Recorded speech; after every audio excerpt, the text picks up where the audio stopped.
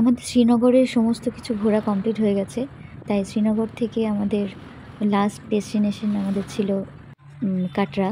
তো কাটরাতে আমরা এসে হোটেলে ফ্রেশ হয়ে খাওয়া দাওয়া করে তারপর আমরা আবার রেডি হলাম। অনেক দিনের একটা ইচ্ছা পূরণ হলো, যেটা হলো বৈষ্ণবদেবী মন্দির। তো ভাবতে পারিনি যে আমরা বৈষ্ণবদেবী মন্দির হেঁটে যাব আর আসব। তো আমার প্রথম থেকেই আমার একটা ইচ্ছা ছিল যে আমি যেভাবেই হোক, কষ্ট করে হোক, আমি হেঁটে যাওয়া আসা করব। এখানে হোটেলের কিছু পার্ট আমি করতে পারিনি, ভিডিও করতে পারিনি, কারণ প্রচণ্ড টায়ার্ড ছিলাম। তো তারপরে আমরা ফ্রেশ হয়ে খাওয়া দাওয়া করে আমরা বেরিয়ে গেছিলাম।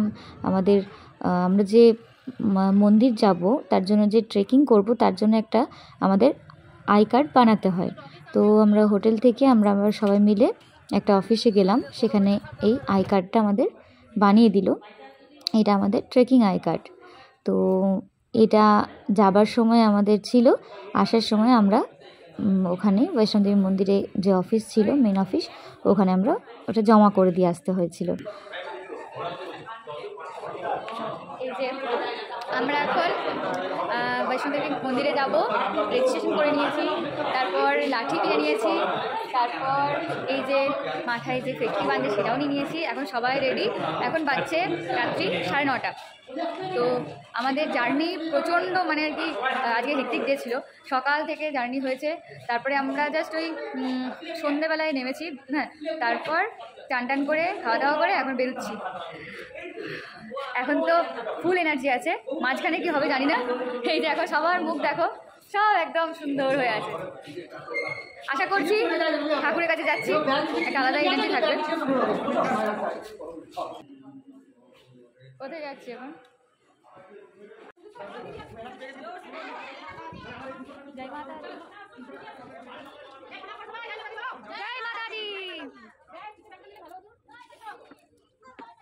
কি করবে, ব্যাগ রাখবে?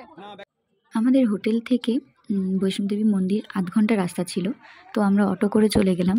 তারপর অফিসে পৌঁছে আমাদের চেকিং হলো, আই কার্ডটা প্রেস করতে হলো, চেকিং করতে হলো।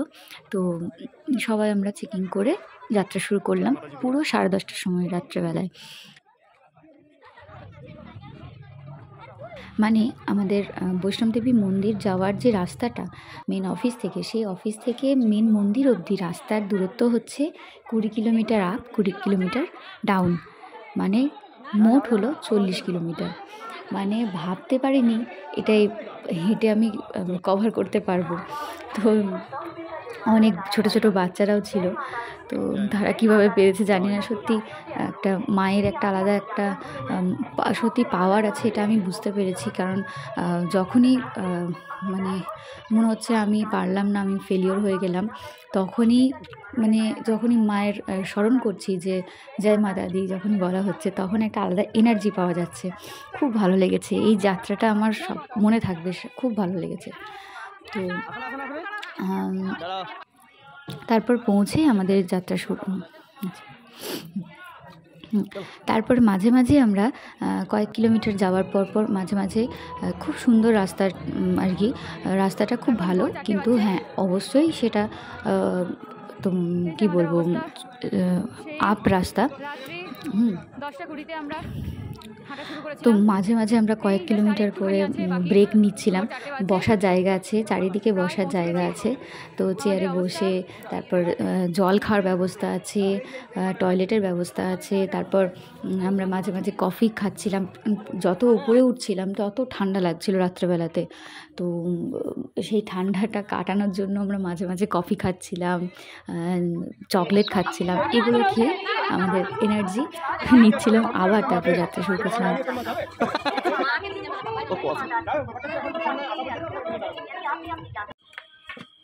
কোন জায়গায় আছে একটু ফ্রেশ হয়ে যাবে। হ্যাঁ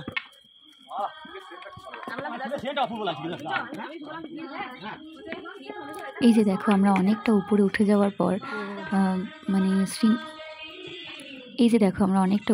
যাওয়ার পর যখন দেখছি যে নিচের শহরটা কেমন লাগছে, কাটরা শহরটা অপূর্ব লাগছিল উপরে রাত্রেবেলাতে, চারিদিক অন্ধকার।